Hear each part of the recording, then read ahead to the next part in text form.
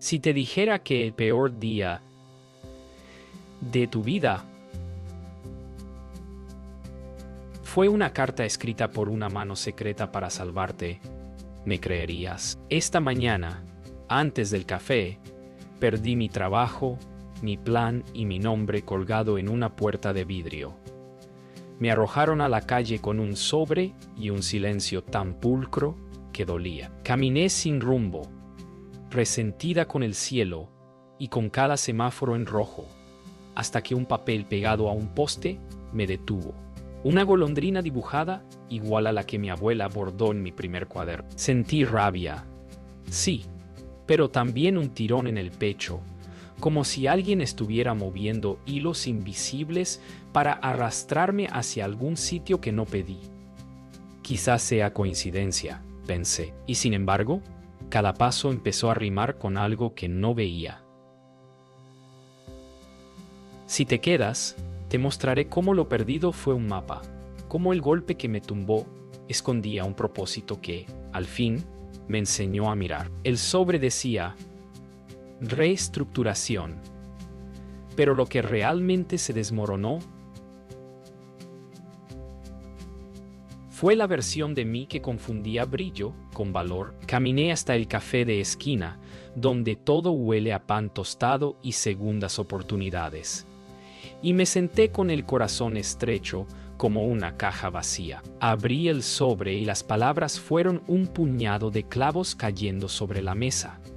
Pensé en llamar para suplicar, en escribir un correo que maquillara mi herida, en fingir que no pasaba nada. Entonces, el bordado de la golondrina en mi memoria volvió a latir.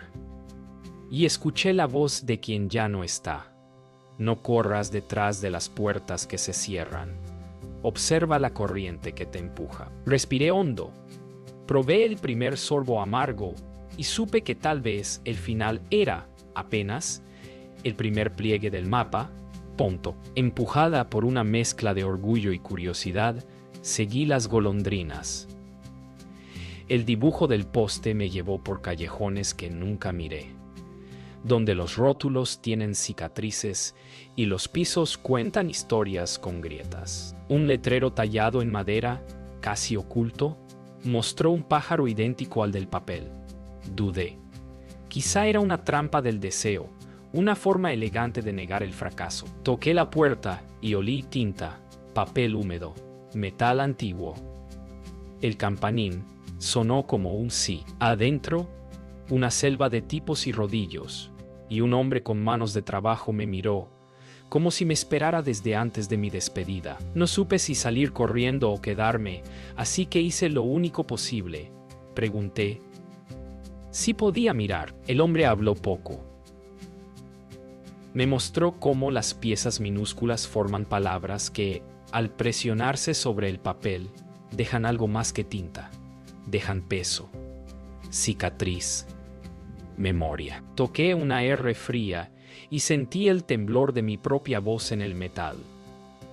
Él dijo que cada error es una muesca enseñando dirección y que las prensas, como las vidas, necesitan presión para revelar su forma. Recordé mis campañas perfectas y cuántas veces callé mis dudas para encajar en un molde brillante. Allí, entre ruidos de engranajes y olor a aceite, mis manos encontraron una paciencia ajena, como si hubiera entrado a una casa que conocía, sin recordar cuándo. Cuando salí del taller, la ciudad parecía afinada. Los ruidos ya no eran quejas, sino compases. Los pasos, el viento, los frenos. Caminé con el sobre doblado en el bolsillo, no como un epitafio, sino como una semilla. Vi a mi reflejo en un escaparate y por primera vez no quise arreglarlo, quise escucharlo. Pensé en llamar a quien me hirió y dar las gracias. No por el golpe, sino por haber quedado libre para buscar. A la distancia, una bicicleta pasó como una nota alegre y yo sonreí sin permiso. No sabía a dónde me llevaría todo esto, pero una certeza pequeña, testaruda, abrió sitio en mi pecho. Lo roto me estaba guiando. Las primeras horas del día siguiente me encontraron contando monedas frente a la nevera vacía, defendiendo mi orgullo como si fuera un animal asustado. Quise creer que el taller fue un espejismo, que bastaría con enviar 3 correos perfectos, y la ciudad volvería a llamarme por mi antiguo nombre. Presumí de valentía en mi mente, pero temblaban mis manos cuando actualicé mi portafolio, y vi que nada me representaba ya. Fui a dejar un currículum a un edificio brillante, y el guardia me detuvo con una sonrisa educada que era, en realidad, un muro. Al salir, el sobre de mi despido se abrió solo y dejó caer el flyer de La Golondrina.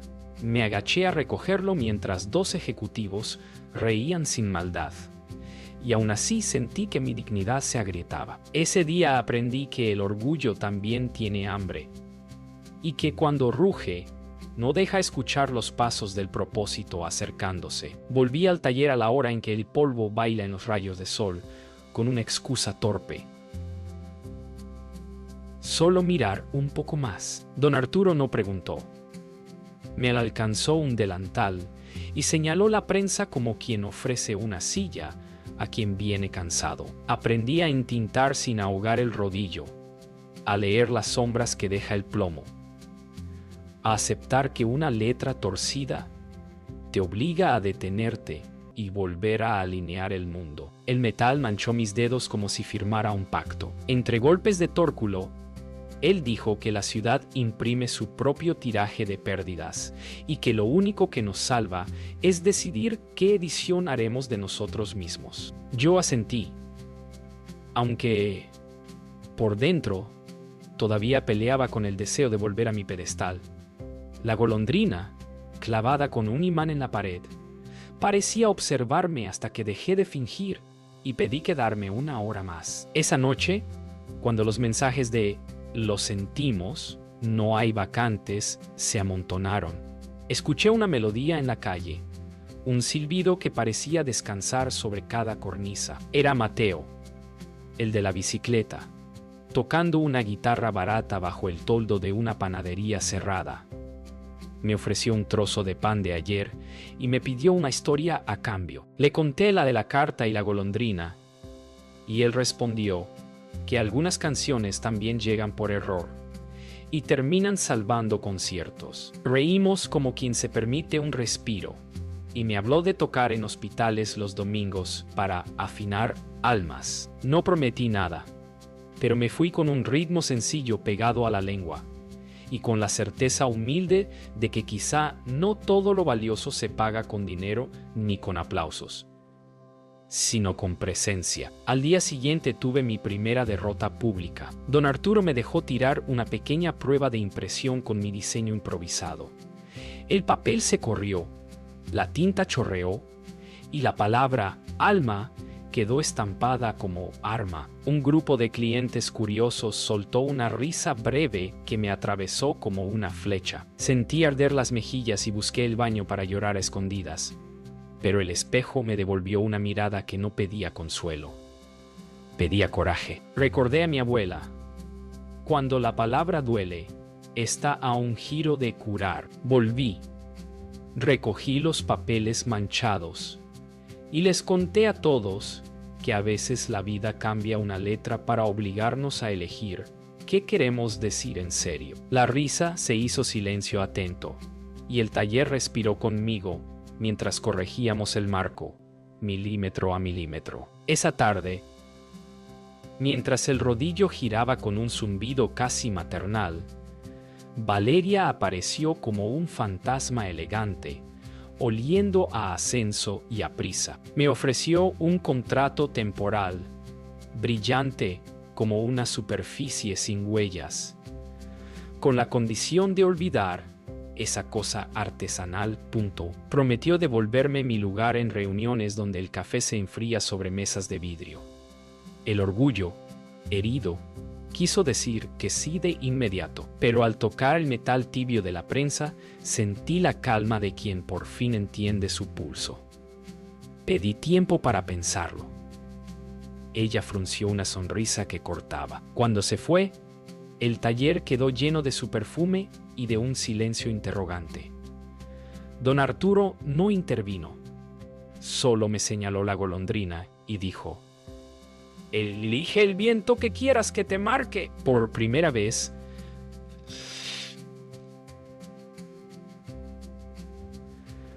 la pregunta me sostuvo más que la promesa. Los días siguientes se tejieron con hilos tan finos que casi no se veían.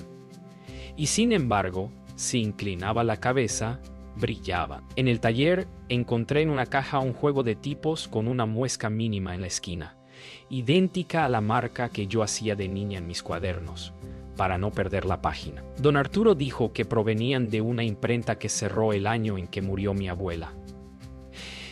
En el reverso de la caja había una nota borrosa: Serie Golondrina, reimpresión pendiente. Sentí un escalofrío, como si alguien hubiera dejado un mensaje guardado para mi futura terquedad. Al ordenar las letras, el azar formó Alma, sin que lo buscara, y recordé el error que me expuso. Empecé a sospechar que las coincidencias eran puntadas en una misma tela, que mi desvío, Mateo con su guitarra, la risa ajena y ese empleo tentador, todo rimaba con una palabra que aún no sabía pronunciar. Acepté acompañar a Mateo al hospital un domingo. Las paredes olían a desinfectante y esperanza cansada. Él tocó una melodía sencilla que iba y venía como marea, y yo, torpe, repartí tarjetas en blanco con una golondrina en relieve que hice la noche anterior. Una mujer con los ojos encendidos me pidió escribir una palabra para su hijo en cirugía. Dudé, temiendo equivocarme, pero mis manos eligieron Alma y, antes de sellarla, roté una letra y quedó una flecha pequeña al final, como si la palabra señalara adelante. La mujer lloró, no de pena, sino de alivio, y me dijo que eso necesitaba creer, que su dolor apuntaba hacia algún lugar.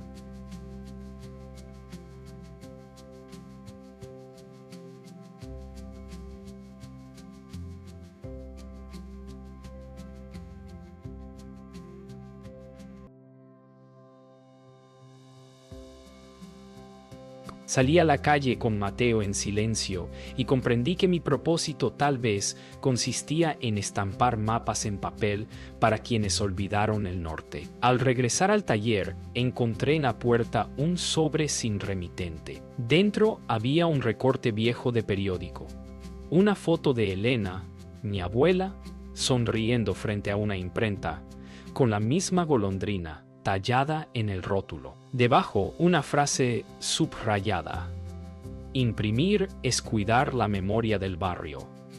La tinta había desteñido, pero no su sentido. Don Arturo, sorprendido, admitió que conoció a una muchacha de trenza plateada que enseñaba refranes a cambio de folletos para la escuela del barrio.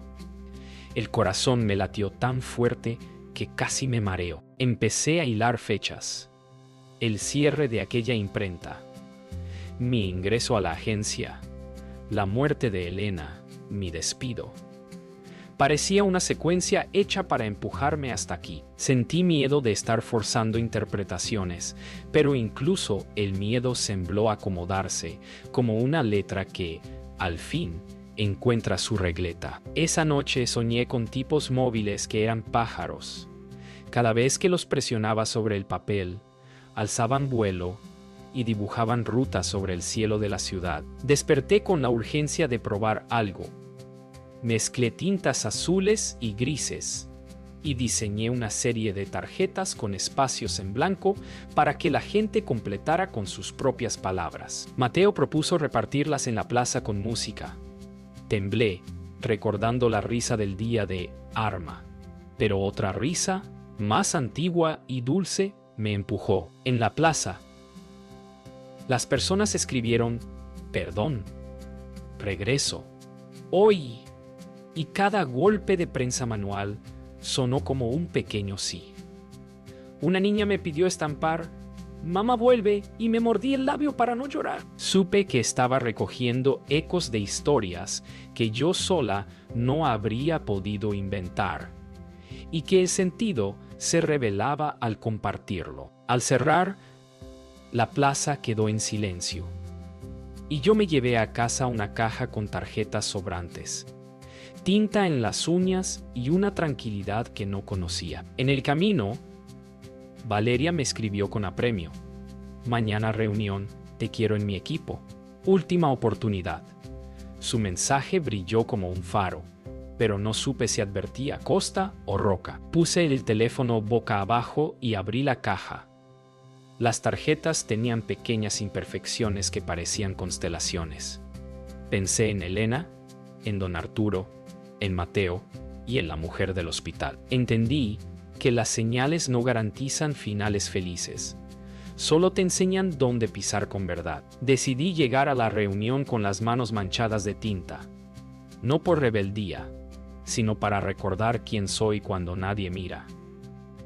Si el propósito estaba escondido, yo ya había aprendido a leerlo en relieve. Entré a la reunión de Valeria con las manos todavía manchadas de azul y un nudo atado a la garganta, como un lazo que no sabía si tirar o soltar. La sala brillaba con pantallas gigantes y vasos de agua que nadie bebía. Mi nombre sonó en una diapositiva como si perteneciera a otra persona. Me pidieron una idea rápida y limpia. Saqué de mi bolso una tarjeta en relieve con la golondrina y dije que tal vez la ciudad necesitaba menos anuncios y más señales que acompañaran su dolor. Un silencio pesado, de esos que tachan, se extendió. Alguien rió por lo bajo. ¿Tarjetitas? Eso no escala. Valeria inclinó la cabeza con una cortesía que cortaba y sugirió que lo artesanal quedaría bien en una activación decorativa. Sentí que mi pecho se vaciaba por un hueco invisible. Intenté defenderme y mi voz se quebró como una hoja húmeda.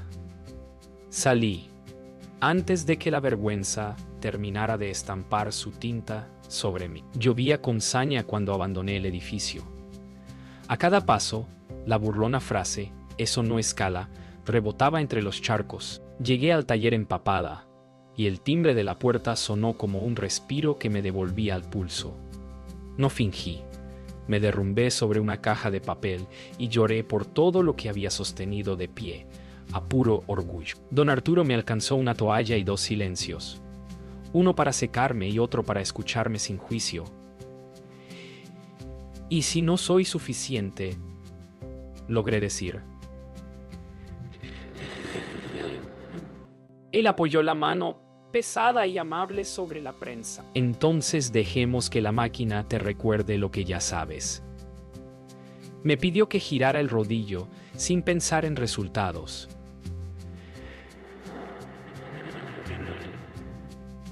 El roce del caucho contra el metal fue un metrónomo que me bajó al cuerpo. Surrender. Me dije sin inglés ni aplauso. Rendirme no era perder. Era entregar la pelea equivocada. Cuando el temblor cedió, don Arturo abrió un cajón bajo la prensa que yo nunca había visto. Dentro, un cuaderno de tapas duras, forrado con tela floreada, esperaba con la paciencia de las cosas que conocen su hora. Lo reconocí con la piel antes que con los ojos.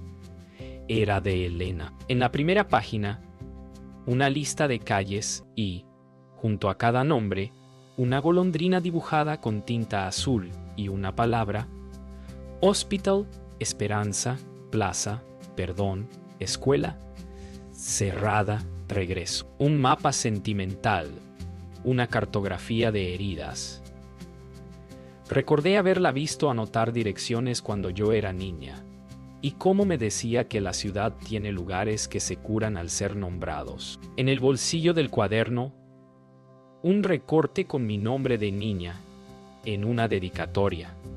Para cuando pierdas el rumbo, la vergüenza de la reunión se volvió pequeña ante esa brújula heredada. Comprendí que mi tarea no era convencer pantallas, sino encender rutas a ras de suelo. Con el mapa de Elena como faro, decidí imprimir un cartel grande que no pidiera permiso. Lo perdido es el mapa, y una flecha golondrina apuntando hacia adelante. Preparé el bastidor con manos firmes hasta que frente al papel enorme me asaltó el miedo a repetir la torpeza pública. Aún así, bajé la palanca. La tinta, caprichosa, dejó una mancha en el centro. Escuché una carcajada de 2 clientes que curioseaban, y el viejo ardor me subió al rostro. Miré a don Arturo, pero él no acudió a rescatarme. Solo inclinó la cabeza, invitándome a decidir. Respiré, limpié el exceso y volví a entintar con paciencia de cirujana. Segundo intento. La palabra apareció nítida, y la flecha por accidente tocó una arruga del papel que parecía un camino. No oculté el fallo inicial. Colgué ambos carteles en la puerta. La gente se detuvo más ante el manchado, quizá porque contaba la verdad de mi mano temblorosa. Esa noche, con Mateo, seguimos las golondrinas del cuaderno. En cada esquina, marcada, pegamos un cartel y entregamos tarjetas para que la gente escribiera su palabra. En la escuela clausurada, alguien estampó: "Volveremos", en el hospital: "Aguante", en la plaza: "Aquí estoy". Las luces de la ciudad se convirtieron en puntos de un plan secreto trazado por generaciones que se hablaban sin conocerse. Al final, en un puente, pegué el cartel manchado y dejé que contara mi tropiezo con voz propia. Mateo tocó una melodía leve, y por primera vez, desde el despido, sentí que no estaba intentando demostrar nada. Solo pertenecer al hilo que me trajo hasta aquí. El teléfono vibró con un mensaje de Valeria. Lo vi en redes. "Llama si quieres capitalizar el momentum". Sonreí con cariño por la ironía. Mi respuesta no fue una réplica. Fue el golpe claro de una prensa en la madrugada. La respuesta al mensaje de Valeria fue el silencio y una madrugada de trabajo. Con don Arturo, levantamos el portón temprano y organizamos el taller como si fuera una cocina de barrio.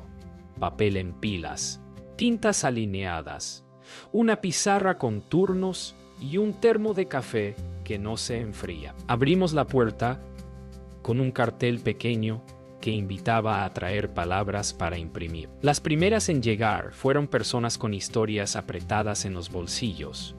Una anciana que quería estampar el nombre de su esposo ausente. Un joven que pidió paciencia para su aprendizaje. Una vecina que eligió comienzo. Mis manos, antes temblorosas, siguieron la cadencia firme del rodillo, y algo parecido a la alegría prendió como fuego discreto. Al final de la mañana, las mesas estaban llenas de tarjetas húmedas y sonrisas tímidas.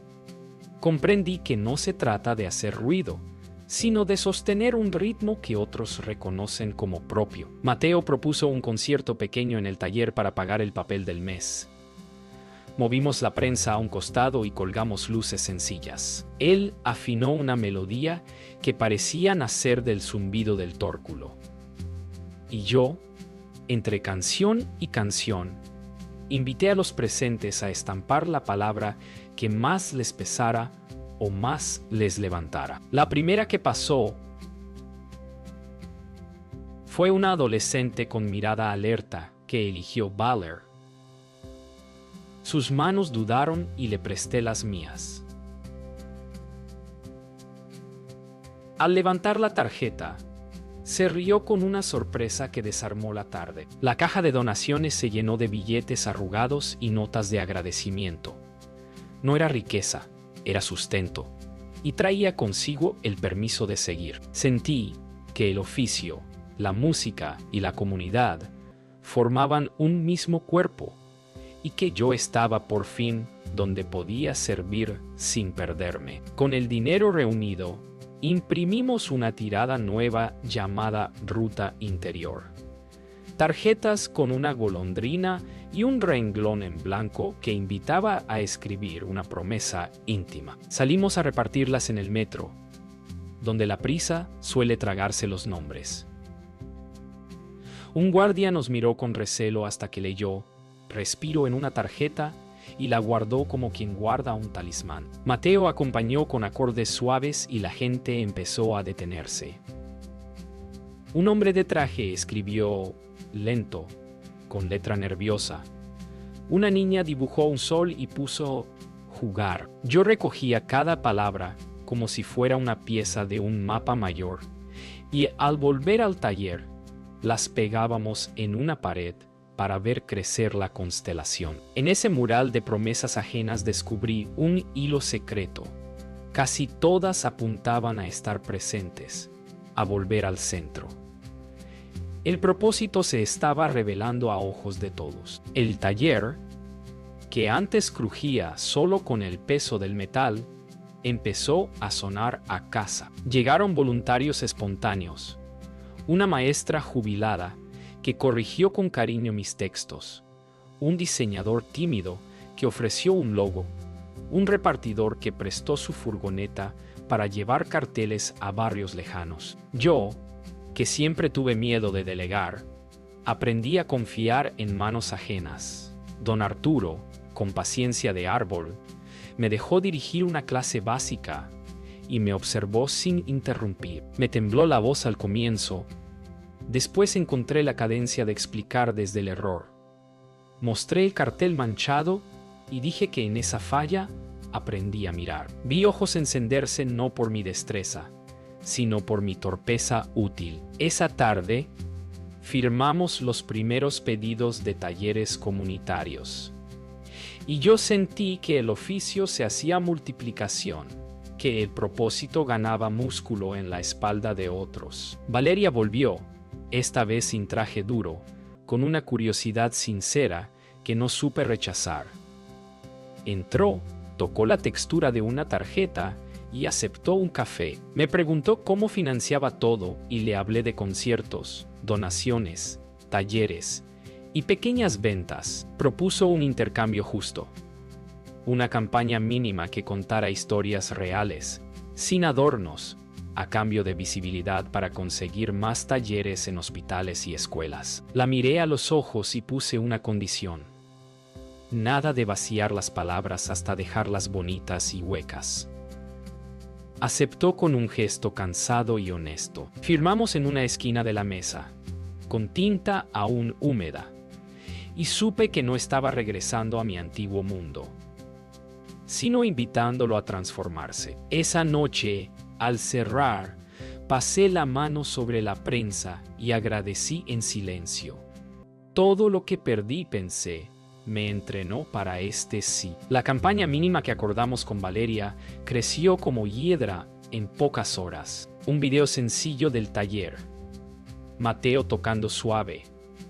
Una madre levantando su tarjeta con la palabra mañana.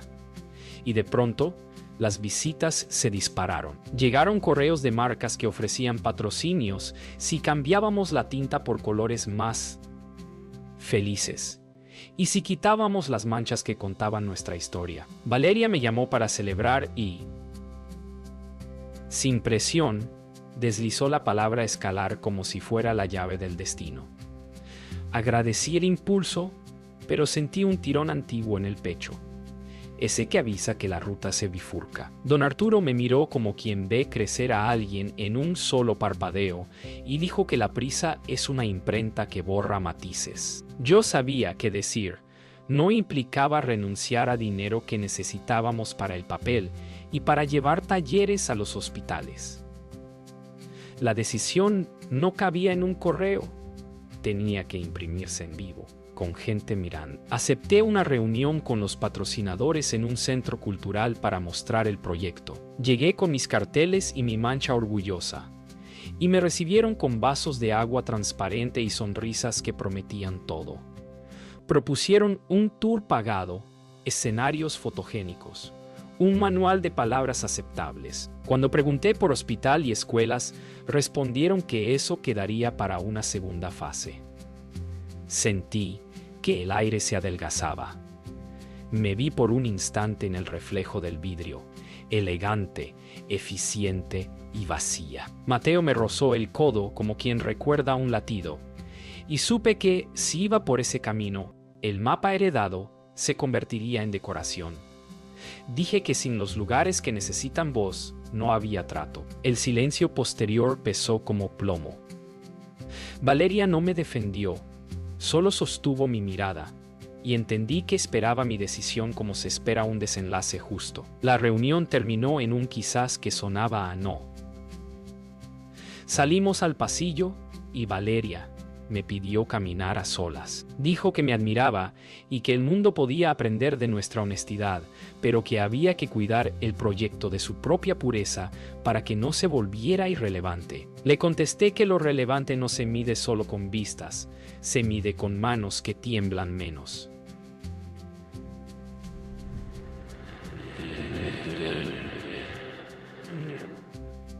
Se quedó callada y, con una honestidad que agradecí, confesó que temía perder su posición si apostaba por algo que no prometía retorno inmediato.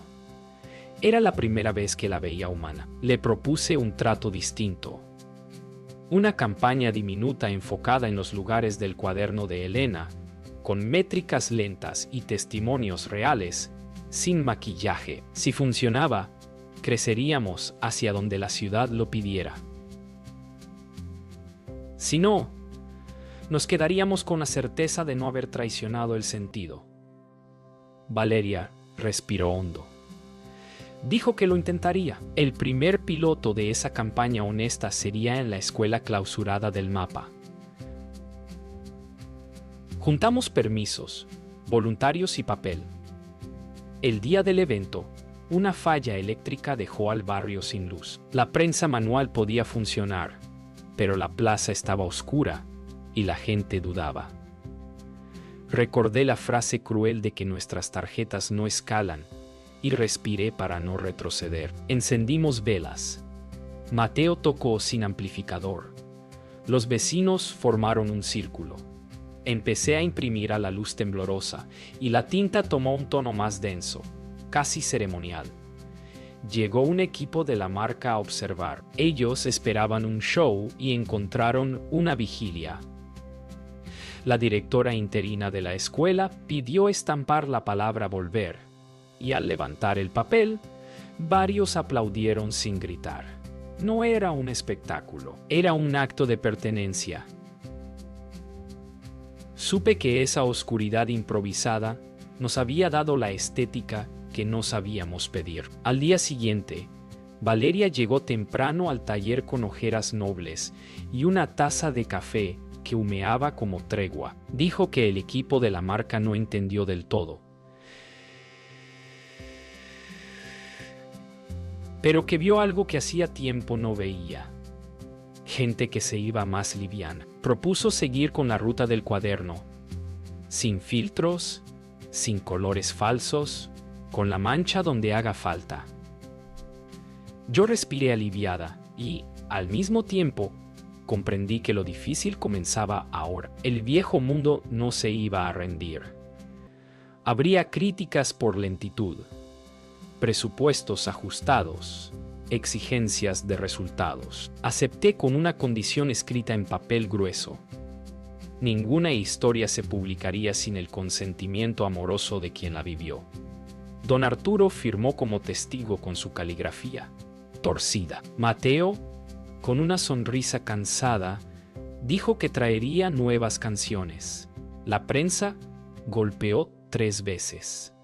Era nuestro sí definitivo, con sus riesgos y su música. El proyecto siguió su ruta con paso de hormiga luminosa hasta que, una mañana, la escuela clausurada del mapa recibió la noticia que nadie esperaba: el permiso para reabrir como centro comunitario. Sí, demostraban actividad sostenida. Me temblaron las rodillas, no por miedo, sino por el peso alegre de una promesa que al fin pide cuerpo. Valeria consiguió un pequeño fondo y pidió informes. Yo reuní tarjetas, testimonios y el cuaderno de Elena. Mientras ordenaba las palabras en una pared, entendí que no eran productos. Eran migas que la ciudad dejaba para no perderse. Don Arturo propuso imprimir un libro popular. Un tiraje barato y hermoso que cualquiera pudiera llevar en el bolsillo. Mateo dijo que la música debía moverse como las prensas, con ritmo y silencio. Esa tarde, decidimos renombrar el taller como La Golondrina, no por nostalgia, sino porque el vuelo ya no era metáfora, era dirección. El libro popular nació en 2 noches largas con olor a café y tinta.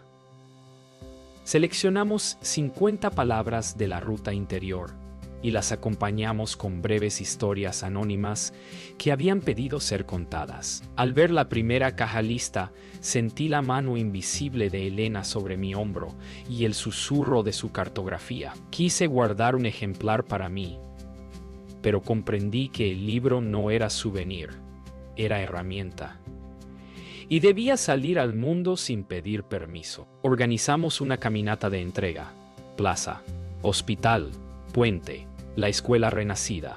Invité al adolescente que estampó valer a leer en voz alta su página, y su risa volvió a desarmar cualquier ceremonia. Valeria, de pie al fondo, no tomó notas, escuchó.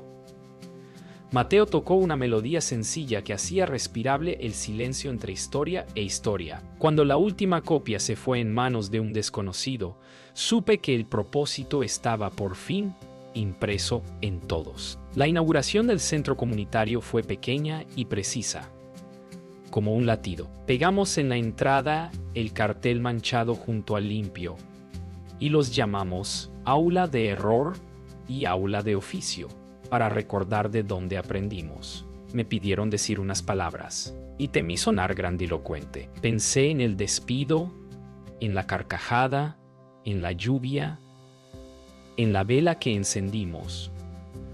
Cuando faltó la luz, y al abrir la boca, solo salió verdad. Conté que el dolor no vino a destruirme. Vino a entrenar mis manos para sostener otras manos. Dije que cada pérdida es una letra fuera de lugar que, al corregirse con paciencia, revela el sentido de la frase. No hubo aplauso inmediato. Hubo respiraciones hondas y miradas que se encontraban. Al final, una mujer que no conocía me abrazó con fuerza y dijo que por fin entendía su propio mapa. En ese abrazo llegó la revelación completa. Yo no era la protagonista. Era el puente. Con el centro abierto, llegaron cartas de otros barrios pidiendo el método. No pedían un manual de marketing, pedían una forma de escucharse. Pasé noches escribiendo un cuadernillo sencillo con pasos, errores comunes y rituales mínimos. Velas si falta la luz, ronda de historias antes de imprimir. Consentimiento amoroso siempre, y una promesa final que se estampa entre todos. Lo llamé manual para rutas ocultas y lo dejé sin firma, porque debía pertenecer a cualquiera. Valeria consiguió transporte para que lleváramos prensas pequeñas a estaciones, patios y hospitales.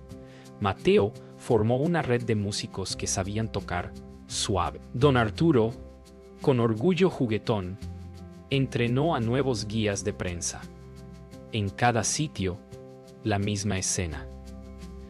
La gente se reconocía al tocar papel y plomo, y el ruido de la ciudad perdía filo. Comprendí que el propósito no es un destino brillante, es un oficio compartido, una continuidad. La última pieza del mapa llegó una tarde serena en la azotea, donde un día levanté el flyer contra el cielo. Subí con el cuaderno de Elena, ahora gastado, y con un ejemplar del libro que nos quedamos para la hemeroteca del barrio.u. Escribí en la primera página una dedicatoria que me sorprendió por su sencillez.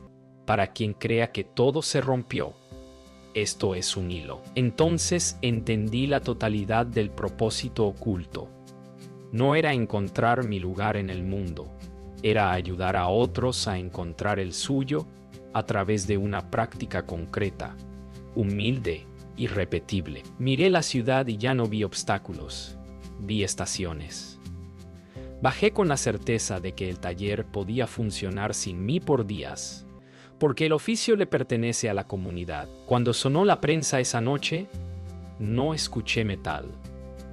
Escuché un corazón colectivo imprimiendo su ruta, y supe que esa fue siempre la visión que buscaba.